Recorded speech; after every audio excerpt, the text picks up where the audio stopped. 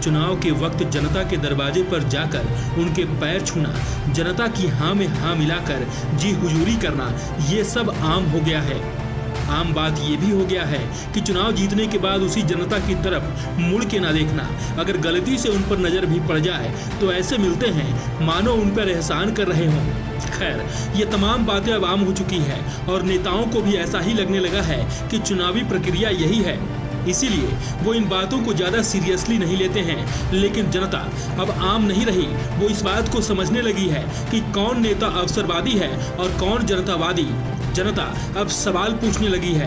कुछ ऐसा ही हाल है कानपुर की किदवई नगर सीट का, जहां से वर्तमान में बीजेपी के विधायक महेश त्रिवेदी से जनता इतनी ज्यादा नाराज है कि जनता का बस चले तो अभी उन्हें विधायकी से इस्तीफा दिलवा दे। खैर, लोकतांत्रिक देश में अलोकतांत्रिक तरीके से जनता को गुमराह करने वाली बीजेपी को इस बार जनता ने बड़े ही लोकतांत्रिक तरीके से सबक सिखाने का मन बनाया है। चुनाव जीतने के बाद जनता की तरफ मुड़कर नहीं देखने वाली बीजेपी के विधायक को इस बार जनता ने भी पीठ दिखाने का मन बना लिया है। जनता ने सोच लिया है कि इस बार तो उन्हें ऐसा सबक सिखाया जाए कि उन्हें लोकतंत्र की ABCD अच्छे से याद हो जाए। बहरहाल, किदवई नगर की जनता से जब हमने बात की तो ज्यादातर या फिर अधिकतर लोगों का यही कहना है कि माननीय विधायक जी चुनाव जीतने के बाद से लेकर अब तक नजर नहीं आए। जबकि कुछ लोगों ने तो यहाँ तक कह दिया कि महेश त्रिवेदी कौन है, हम तो उन्हें जानते तक नहीं। मतलब ऐसा लगता है कि चुनाव जीतने के बाद महेश त्रिवेदी ऐसे गायब हुए जैसे मिस्टर इंडिया की घड़ी मिल गई हो। खैर, दिलचस्प बात यह है कि स्थानीय लोगों का विश्वास इस बार कांग्रेस नेता अजय कपूर पर ज्यादा दिख रहा है। यहाँ के लोगों का कहना है कि छोटे से छोटे और बड़े से बड़े कार्यक्रमों में हर सुख दुख में अजय कपूर हमारे साथ हमेशा साथ खड़े रहते हैं। तो क्यों ना हम एक ऐसे व्यक्ति को अपना विधायक चुने जो हमारे बीच रहता हो, जिससे वक्त पड़ने पर हम अपना सुख दुख बयां कर सके।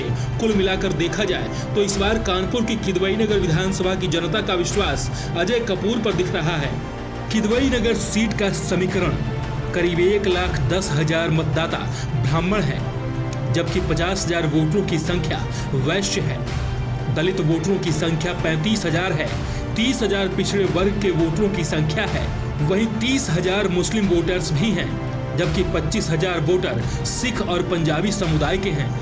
गौरतलब है कि इस सीट पर ब्राह्मण मतदाता इतनी संख्या में हैं कि अपने दम पर किसी को भी जितवाने का मादा रखते हैं।